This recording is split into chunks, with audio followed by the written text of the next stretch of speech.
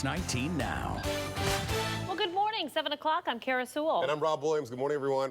Kara, a press conference later today supporting a tougher stance on DUI offenders. House Bill 60 would require those convicted of drunk driving to install an ignition interlock device which would test drivers for alcohol before the engine starts. The bill sponsored by Representative Dennis Keene of Wilder. He joins us this morning to preview what will happen in Frankfurt later today. First of all, sir, thank you very much for joining us. Thank you for having me. You've been working on this for 5 years. What do you think the chances of it passing this year, and why do you feel that way?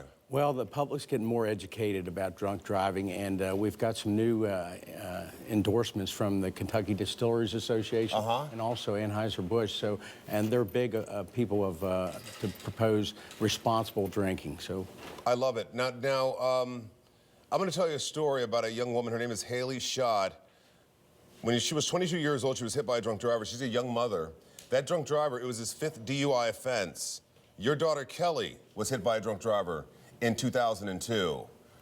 Is this also to make our streets safer? And it would also cost Kentucky less money. How so? absolutely. Where the interlock has been put in place, the 24 states have done it. 30% of their fatalities have dropped in the first year after passing this legislation. And there's about $800 million worth of damage that's done in Kentucky that would decrease also. And how do you think it's going to, in a state where bourbon is king, and I know you have the Distilleries Association that signed off this, Anheuser Brewing that also signed off on this, do you think you're going to receive any resistance from those who support alcohol interest in the money it makes? I don't think so. I think people are getting on board to having responsible drinking.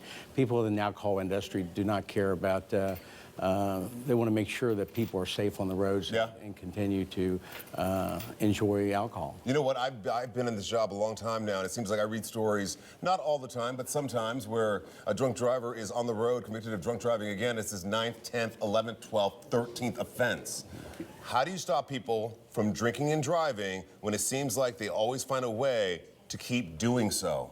Well, you're not going to stop people that are addicted to alcohol, but you are going to stop on people making bad decisions. Sure. And that's what the interlock system does. It requires somebody to breathe into this device and will not start if they feel that you've been drinking too much. So this is not for the very small portion of the population that will continue to drink and drive.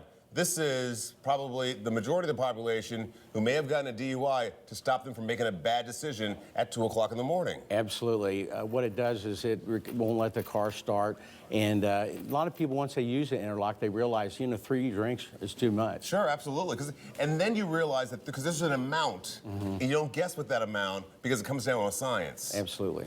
You're, once again, taking a look at House Bill 60 today at 2:30 in Frankfurt.